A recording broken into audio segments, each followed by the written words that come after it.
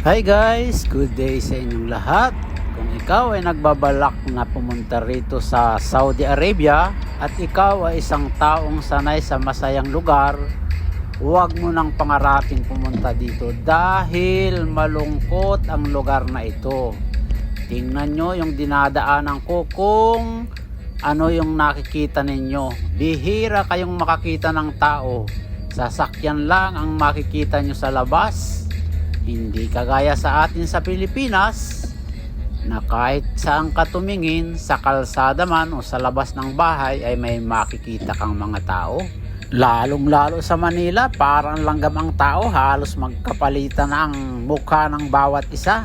Kaya ang payo ko sa mga gustong pumunta rito sa Saudi Arabia, kailangan matatag ang inyong loob, matyaga kung gusto nyong makaahon sa kahirapan ang inyong pamilya. Ayun lang guys.